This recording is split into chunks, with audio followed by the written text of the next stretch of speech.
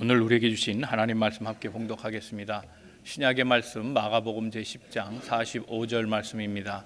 이 말씀 봉독할 때 우리를 향한 하나님의 음성이 들려지기 바랍니다. 다 같이 한 목소리로 합독하겠습니다.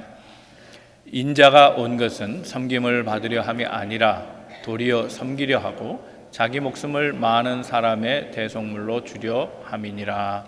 아멘. 아이들이 바닷가에서 모래성을 쌓습니다. 모양을 집처럼, 성처럼, 탑처럼 만들어 한참 재미있는 차에 파도가 밀려와서 그 모래성을 점점 부수기 시작합니다. 필사적으로 막아봅니다. 그런데 파도는 이길 수가 없습니다. 그때 아이들이 깨닫습니다. 모래성이란 영원한 것이 아니구나 하는 걸 압니다.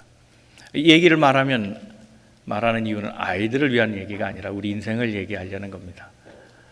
우리 인생 참 분주하게 살아갑니다. 어쩌면 우리가 짓는 것이 모래성일지 모르겠습니다. 무언가 이루기에 부단히 노력하지만 그러나 인생의 마지막에 우리가 쌓아놓은 것이 모래성처럼 없어지는 영원한 것이 아니라는 것을 알게 됩니다. 우리 다 마지막이 있다는 건 전부 다 인식하고 있는데, 그런데 문제는 그 마지막이 먼 훗날로 미뤄졌다는 겁니다. 그런데 생각보다 빨리 이 마지막이 우리에게 다가올 때가 있습니다. 더 늦기 전에 오늘 우리 인생을 잠시 시간의 여행을 좀 멈추고, 그래서 정말 우리 삶이 어떤지를 점검해야 볼 때가 아닌가 생각합니다. 우리가 지금 만들고 있는 것이 잠깐 있다가 보여지는 모래성과 같은 것은 아닌지, 오늘 말씀의 기준을 통해서 우리 인생의 세 가지 평가 기준을 가지고 우리의 삶은 어떤 삶이 되어야 하는가, 우리의 마지막은 어떻게 평가되어야 하는가 하는 것을 말씀 가운데 답을 한번 찾아보려고 합니다. 오늘 말씀 속에 우리를 향한 하나님의 음성이 들려지기 바랍니다. 우리 다 함께 옆에 분 서로 권면하시고 말씀 듣겠습니다. 하나님은 오늘도 당신을 향한 계획을 가지고 계십니다. 인생의 첫 번째 평가 기준은 이웃에게 선한 영향을 미치고 살았는가 하는 겁니다. 영향에 대한 평가입니다. 우린 다른 사람에게 영향을 주고 살아갑니다. 그것이 좋은 영향이든 나쁜 영향이든 다 영향을 끼치고 살아갑니다. 하나님은 우리가 좋은 영향 끼치도록 우리에게 능력을 주셨고 또 그렇게 살기를 원하고 계십니다. 그런데 우리 인생은 하나님이 주신 것 가지고 좋은 영향력을 끼치기보다 하나님이 주신 것으로 만족하고 하나님이 주신 것으로 자기의 탑을 쌓으려고 합니다. 자기의 이름을 내려고 합니다. 우리가 이름을 내려고 하는데 감추어진 한 두 가지 뜻이 있다고 생각합니다. 첫째는 이름을 많이 내면 유명해지는 것, 그것이 사람을 행복하게 할 수 있다고 생각하는 겁니다. 또 하나는 이름이 많이 알려질수록 자신이 중요한 존재라는 걸 보여줄 수 있다고 생각하는 것 같습니다. 그러나 우리가 우리의 이름을 쌓는 것, 그것 역시 모래성과 같은 겁니다. 사람들의 이름은 다 잊혀집니다. 아무리 유명한 배우도 다 잊혀지게 돼 있습니다. 아무리 유명한 시인도 잊혀지게 돼 있고 유명한 대통령도 그 이름이 잊혀지게 돼 있습니다. 사람의 이름은 잊혀집니다. 그런데 우리에게 주신 하나의 이름, 영원히 잊혀지지 아니할 위대한 이름이 있습니다. 예수 그리스도입니다. 빌립보서 2장 9절에서 10절 말씀을 한번 읽겠습니다. 시작. 그러므로 하나님이 그를 지극히 높여 모든 이름 위에 뛰어난 이름을 주사 하늘에 있는 자들과 땅에 있는 자들과 땅 아래에 있는 자들로 모든 무릎을 예수의 이름에 꿇게 하시고 그랬습니다. 주님의 이름만 높여질 겁니다. 그런데 그 주님께서 그 이름이 높여져야 되는 이유가 있습니다. 우리를 대신 사셨기 때문입니다. 우리는 우리의 것이 아닙니다. 하나님이 사셨습니다. 죄인인데, 노예인데, 죽을 수밖에 없는 사람들인데 하나님께서 그의 아들 예수 그리스도 통해 십자가를 사용하사 우리를 하나님의 자녀 되게 하셨고 노예에서 자유인이 되게 하셨고, 그래서 하나님의 것으로 우리를 사셨다는 겁니다. 그러므로 우리는 우리의 것을 주장할 수 없습니다. 우리를 사랑하사 우리에게 중보자 되어주시고 우리를 하나님의 자녀 되게 하신 바로 그분들을 위하여 살아가는 겁니다. 여러분, 우리 교회를 왜 다닙니까? 왜 예배합니까? 분명 무언가 우리는 얻으려고 이 자리에 왔습니다. 그것이 믿음일 수 있습니다. 믿음이 필요한 세상입니다. 소망일 수 있습니다. 영생에 대한 소망일 수 있습니다. 또는 삶에 대한 희망일 수도 있습니다. 사랑이 우리에게 너무 필요합니다. 오늘 너무 각박합니다. 너무 메마른 삶을 살아가고 있습니다. 사랑이 필요합니다. 그것을 얻고자 합니다. 빛을 얻으려고 합니다. 우리 마음속에 그림자가 너무 많습니다. 어둠이 너무 많습니다. 빛으로 내 삶을 한번 달리 살아보고 싶은 욕망이 있습니다. 은혜가 필요합니다. 은혜를 채워넣으려고 합니다. 하나님의 역사하심을 채우려고 합니다. 문제는 그것을 흘러내 보내고 있느냐 하는 겁니다. 얻은 것을, 받은 것을, 내가 누리고 있는 것을 나눠주고 영향력 끼쳐서 많은 사람들도 함께 이롭게 하느냐 하는 겁니다.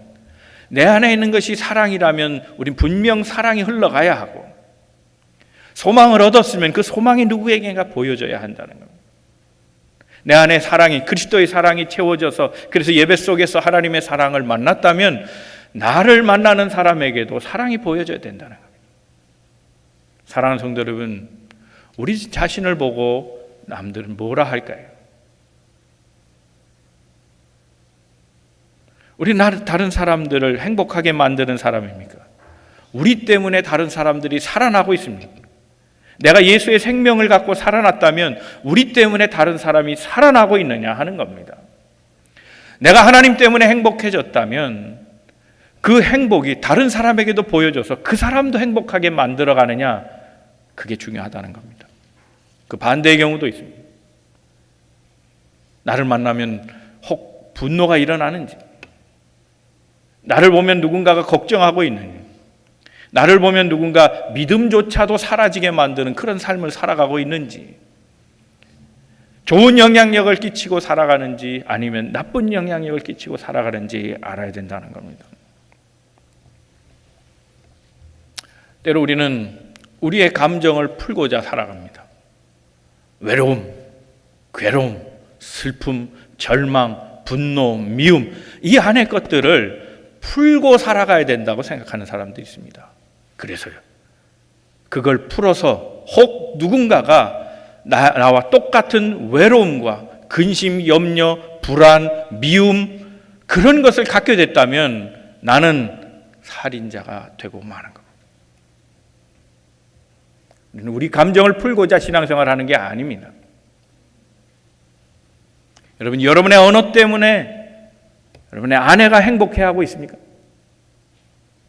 여러분의 언어 때문에 여러분의 자녀가 행복해지고 있습니까? 여러분의 언어 때문에 우리 성도들이 다 힘을 얻고 있습니까? 아니면 그 반대입니까? 우리 인생에게는 눈이 4개가 있다고 말합니다. 보이는 눈 2개, 보이지 않는 눈 2개입니다. 보이는 눈은 육신의 눈입니다. 이 육신의 눈은 2개인데 앞만 보게 되어 있습니다. 그래서 이 사람의 눈으로 육만 봅니다. 겉모양만 봅니다. 그래서 때때로 판단하고 비판합니다. 그런데 또 다른 눈, 보이지 않는 눈은 이 마음속에 있습니다. 영의 눈이 있습니다. 이 영의 눈은 밖을 보지 않고 안을 보게 되어 있습니다. 자기를 보는 눈입니다. 그런데 사람들은 이 안의 눈, 영의 눈을 닫고 살아갑니다. 예수님은 산상수훈을 말씀하시면서 그 이후로 계속되는 설교 속에 그것을 우리에게 가르쳐 줍니다. 남을 비판하기 전에 내 안에 있는 들보를 먼저 보라는 겁니다. 영의 눈을 떠서 내 속에 있는 남보다 더 큰 들보 같은 그 모양을 내가 보라는 겁니다. 여러분, 우리가 공동체를 갖고 있다는 건 참 축복입니다. 우리 교회라고 하는 공동체가 있다는 건 얼마나 복인지 모릅니다. 사람은 공동체에서 태어나고 공동체에서 살다가 공동체에서 죽는 겁니다. 왜 중요한가 하면 이 공동체 안에서 듣는 게 내 삶의 걸음이 됩니다. 공동체 속에서 얻어진 지식이 내 판단이 되기도 합니다. 공동체에서 느껴진 감정들이 나의 인격을 형성하는 데 매우 중요한 요소가 되기도 합니다. 그러므로 여러분, 이 공동체를 중요하게 여겨야 합니다. 참 이상한 것은 우리가 세상 속에 살면서 우리 가정을 귀하게 여기거든요. 가정에 대해서, 내 가정에 대해서 욕하지 않습니다. 어떤 사람은 직장에 대해서도 그렇게 안 합니다. 내 가정에 아버지가 욕먹는 거 싫습니다. 아버지에 대한 언급을 잘못했다가는 싸움이 납니다. 하지 못하게 합니다. 내 아버지 얘기하지 마. 그렇게 얘기하잖아요. 근데 이상하게 교회는 욕을 쉽게 합니다. 자신이 다니고 있는 교회인데 자기가 살고 있는 가정에서는 욕을 안 하면서 자기가 몸담고 있는 공동체 교회에서는 비판하고 불평을 늘어놓고 그렇게 말합니다. 쉽게 얘기합니다. 아무개 정도가 아니라 더 심하게 말하면서 비판거리들을 얘기합니다. 사랑하는 성도들, 오늘 이 아침에 주의 성전을 찾으면서 우리 성전 안에 어떤 냄새를 느끼셨습니까? 꽃의 향기를 느끼셨습니까? 아니면 배설물의 냄새를 느끼셨습니까? 사람마다 그 느낀 게 다릅니다. 같은 공동체라도 느끼는 게 다릅니다. 어떤 사람은 교회에다가 자꾸 배설물을 던져놓고 갑니다. 제가 일산 호수공원 옆에서 한 교회를 심무했습니다. 일산 호수공원을 처음 지을 때 의아한 게 있었습니다. 쓰레기통이 없는 겁니다. 설계를 잘못했나? 나중에 할 건가? 여러 생각을 했습니다만은 시의 의견이 다릅니다. 쓰레기통을 만들면 사람들이 쓰레기를 버리기 시작하는데 차고 넘치면 새 공원이, 도시 환경이 망가진다는 겁니다. 그래서 아예 쓰레기통을 치운다는 겁니다. 시민들은 잘 그것을 가꿉니다. 그런데 공원에 축제가 있는 날, 그래서 시외 사람들이 많이 올 때는 이게 문제가 달라집니다. 쓰레기통 없는 게 문제가 됩니다. 평소에는 아무도 버리지 않았습니다. 그런데 누군가가, 관광객들이 하나씩 던져놓으면 쓰레기통이 아닌데도 버리는데 자유롭습니다. 누구나 다 버리기 시작합니다. 버려서는 안 될 것인데도 남들도 버리니 계속 버리는 겁니다. 여러분, 우리 교회 안에 이런 비판과 또는 거기에 대한 원망과 불평을 쏟아놓고 가면 다른 사람들이 또 그래도 되는 줄 알고 시작합니다. 전염성이 강합니다. 내가 던져놓고 간 그 쓰레기가 다음 주일날 훨씬 더 썩어 있습니다. 그래서 향기가 아니라 악취로 가득하게 되는 겁니다.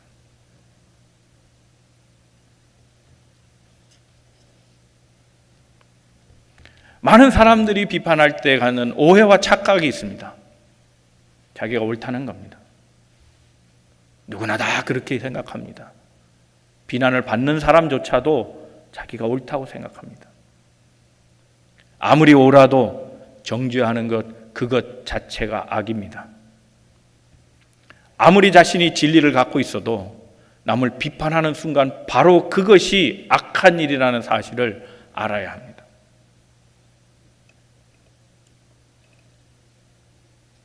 사랑하는 성도 여러분, 우리가 교회를 아낀다면 꽃을 심어야 합니다.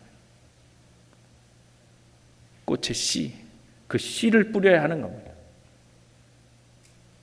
교회도 완전하진 않습니다. 좋아지고 있지 아직 완전은 아닙니다. 아마 영원토록 완전하지 않을지도 모릅니다. 그러기에 씨앗을 뿌려야 합니다. 꽃의 씨를 뿌려야 하는 겁니다.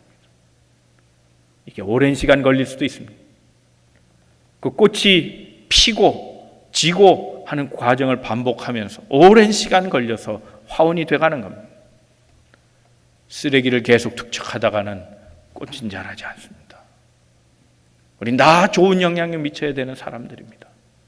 그리스도의 사랑을 가진 사람이라면, 우리가 예배 때 하나님을 만난 사람들이라면 삶의 현장에서 주의 사랑을 흘러보내야 하는 겁니다. 믿음이 있는 자는 믿음으로 말할 것이며, 소망이 있는 자는 내일의 희망을 걸고 얘기해야 될 겁니다.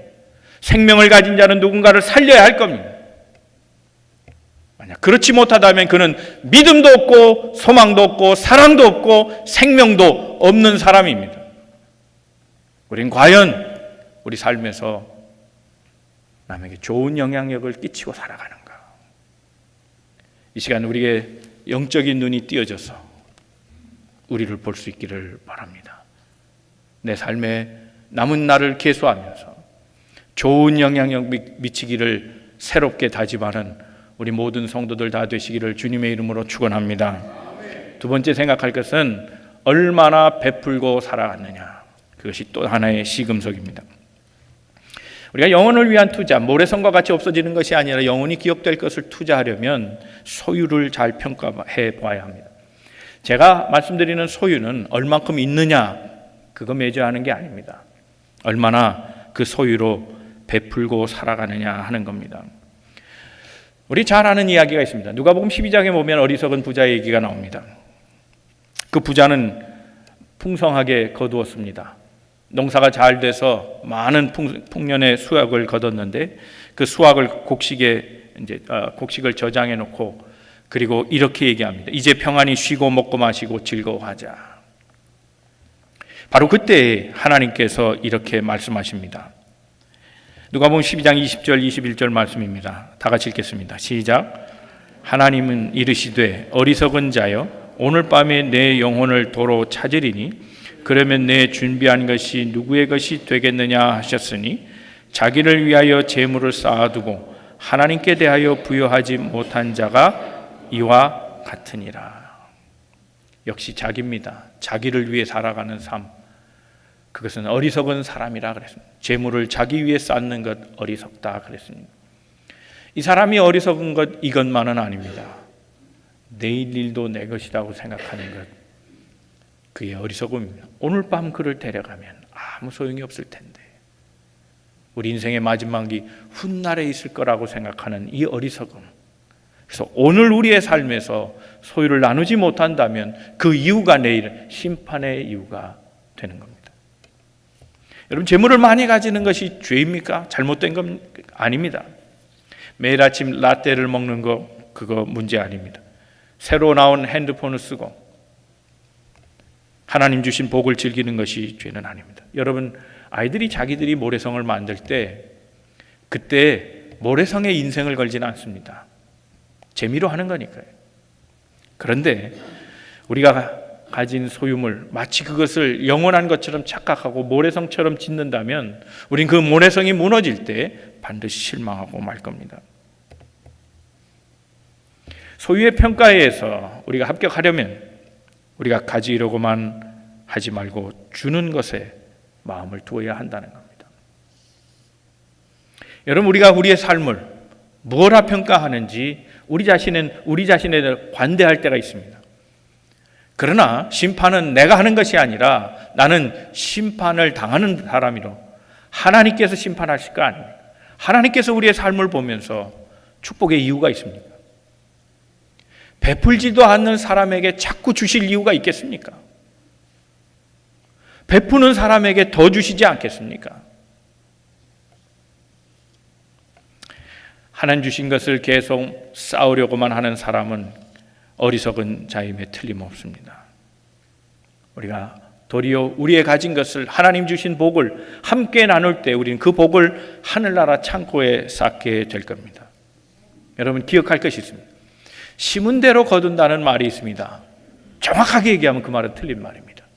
심은 것 이상으로 거둡니다. 왜 그럴까요? 자, 사과씨 하나를 심었습니다. 사과씨 하나를 심으면 사과가 하나 열립니까? 아닙니다. 사과 나무가 크게 자라서 그 가지마다 열매가 주렁주렁한 겁니다. 씨를 심었는데 사과 열매 수백 개를 얻을 수 있다는 겁니다. 심은 것보다 더 많이 주시는 분이 우리 하나님이십니다. 관대하게 심으면 관대함이 넘치게 받습니다. 그러나 인색하게 심으면 인색한 것으로 얻게 되는 겁니다.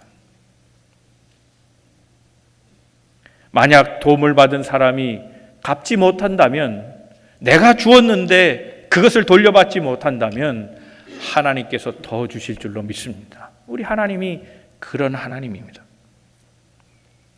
여러분, 인생은 다 외롭습니다. 이 외로움을 이기는 길은 사랑을 받는 것이 아니라 사랑을 주는 것에 있습니다. 이상하게도 사람은 자기 연민에 몰입할수록 더 외로워집니다. 외롭다 하면 점점점 외로워집니다. 헤어나오지 못할 정도로 고독을 느낄 때가 있습니다. 혼자서 아무리 참이슬을 마셔도 외로움은 안 사라집니다.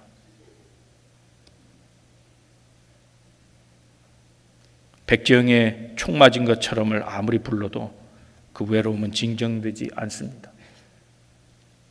남에게 따뜻한 말이라도 해주고 밥 한 그릇이라도 대접할 때 이상하게 외로움도 함께 사라지는 것을 경험하게 됩니다. 여러분이 외로움을 갖고 있다면 사랑을 받으려고 하지 말고 도리어 함께 나눠줘야 합니다. 우는 자 옆에 함께 있어주는 것, 외로운 자의 친구가 되어주는 것, 그것이 유일한 길입니다. 예전엔 참 차가운 사람들이 많았습니다. 요즘 한국은 공무원 사이도요, 차갑지 않습니다. 얼마나 인사를 잘하고 친절한지 모릅니다. 어쩌면 일본보다도 더 잘 친절한 것 같아요, 우리나라가.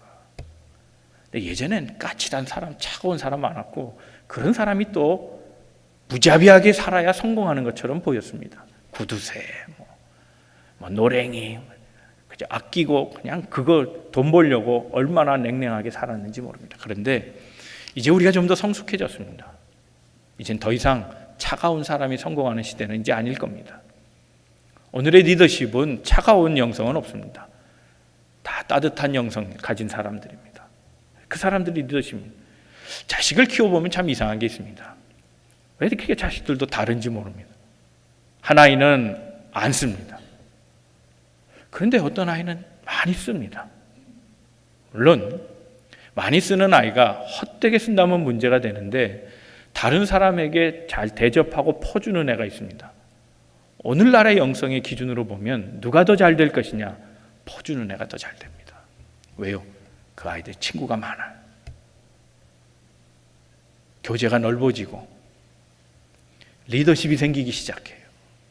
이런 아이들이 잘 되는 겁니다. 아이들한테 쓰지 말라고 그렇게 가르치지 마십시오. 남을 위해 베풀라고 가르쳐 주십시오. 그러면 그 투자한 것 이상으로 그 아들의, 그 딸의 주변에 아이들이 많습니다. 사람들이 많이 몰리게 됩니다. 따라서 훌륭하게 될 가능성, 성공하게 될 가능성이 더 많습니다. 어떤 교회가 더 잘 되겠습니까?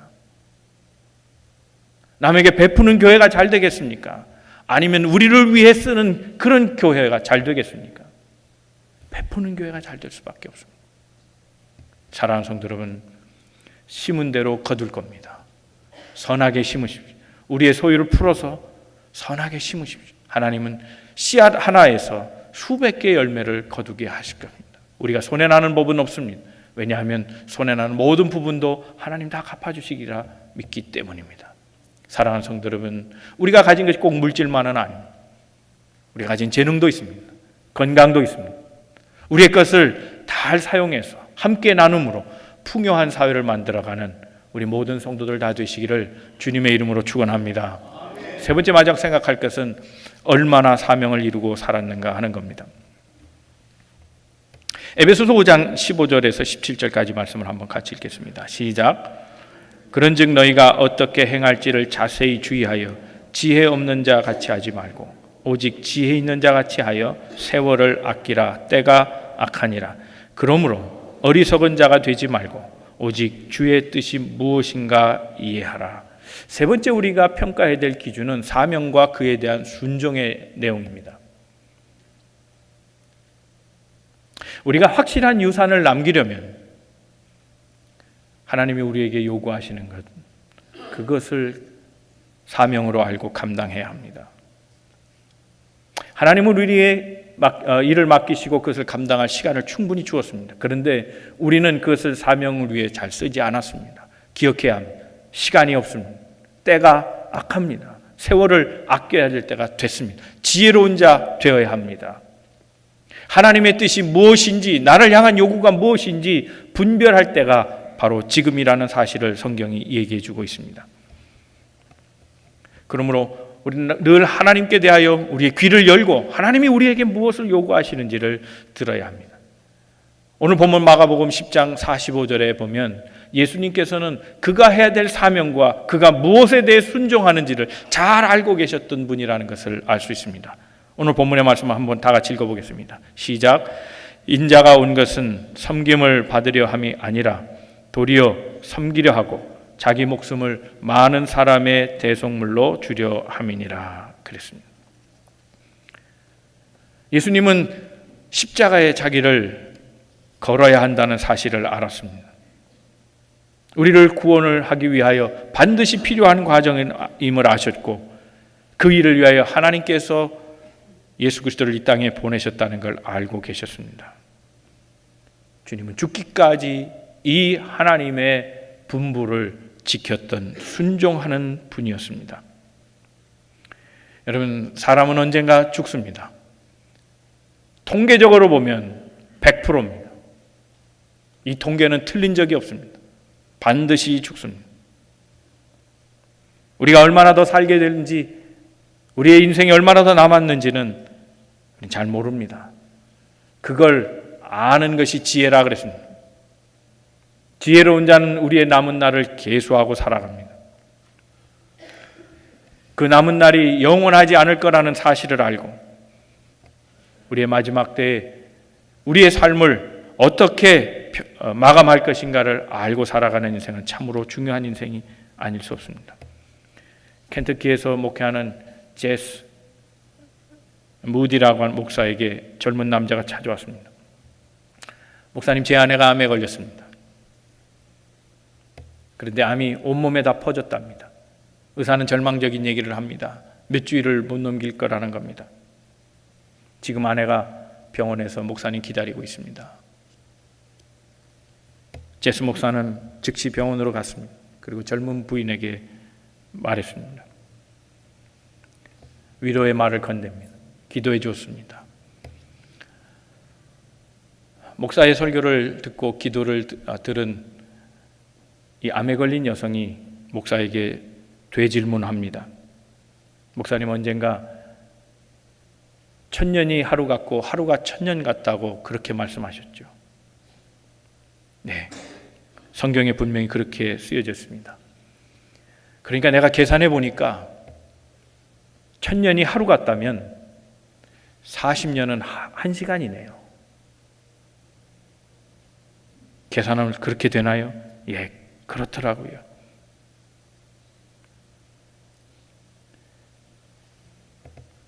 남편이 천국에 왔을 때 저는 이렇게 얘기하려고 합니다. 여보, 어디 갔었어? 내가 1시간 기다렸잖아. 남편이 살아가는 생애가 앞으로 40년이라면 나는 그것을 1시간처럼 기다리겠다는 겁니다. 내 자식들이 70년, 80년을 더 산다면 나는 천국에서 아이들을 맞이하면서 그렇게 말할 겁니다. 2시간 동안 어디 갔니? 엄마가 보고 싶었지 않니? 모든 엄마들은 아이가 없어질 때 걱정한단다. 너희 어디 갔었니? 그렇게 말할 거랍니다. 2주일 후에 그 부인은 하늘나라로 떠났습니다. 그리고 남편에게 마지막 부탁을 이렇게 했답니다. 여보, 천국에서 만나요. 그동안 아이 잘 봐주세요. 우리 1시간 있다 만나요. 그랬답니다. 인생은 누구나 다 죽음을 예약해 놓고 있습니다. 우리가 영원을 바라보는 마음을 가지고 살아간다면 우리 인생이 영원할 것이 아니라 마치 한 달 남은 사람처럼 살아가야 할 겁니다. 우리에게 맡기신 분부, 그 사명, 무엇에 순종할까요? 우리에게 주께서 요구하시는 우리 남은 생의 모든 삶은 영혼을 구원하고 그들을 하나님의 자녀 만들어 제자로 키우는 일입니다. 이것보다 중요한 일이 없습니다. 사랑하는 성도 여러분, 내 말씀을 정리합니다. 우리 인생이 분주합니다. 바쁩니다. 피곤하게 살아갑니다. 쳇바퀴처럼 늘 같은 일을 반복하면서 그것 없이 살 수 없다고 생각하며 그 쳇바퀴에서 벗어나지 못합니다. 그러나 우리가 열심히 하고 있고 우리가 투자하는 일이 과연 영원한 일입니까? 모래성과 같은 일은 아닌지 생각해 봐야 합니다. 우리의 날을 계수하십시오. 우리의 남겨진 날을 생각한다면 정말 후회 없이 하고 가야 될 일 3가지가 있습니다. 그 첫째는 남에게 좋은 영향력 주고 가는 겁니다. 살리는 삶을 사십시오. 죽이지 마십시오. 세우는 삶을 사십시오. 헐지 마십시오. 남에게 용기를 주시고 기쁨을 주고 행복을 만들어주는 삶을 사십시오. 두 번째는 나누고 사십시오. 함께 나누면 외로움은 사라집니다. 내 있는 것으로 함께 나눌 때 더 큰 축복과 풍성함을 경험하게 될 겁니다. 하나님이 우리에게 마지막까지 당부하신 그 사명을 감당하십시오. 영혼을 구원하고 제자 만드는 이거보다 더 중요한 일, 중요한 사명이 없습니다. 순종해야 될 내용 바로 이것입니다. 사랑하는 성도 여러분, 이 3가지 기준에 날마다 자기를 살펴가면서 우리의 마지막 생애가 그렇게 맺어지고 복되기를 바랍니다. 우리 인생살이에서 하나님을 높이고 살아가고 주신 사명 잘 감당하여 하늘문 크게 열고 천국에서 주님 만나는 우리 모든 성도들 다 되시기를 주님의 이름으로 축원합니다.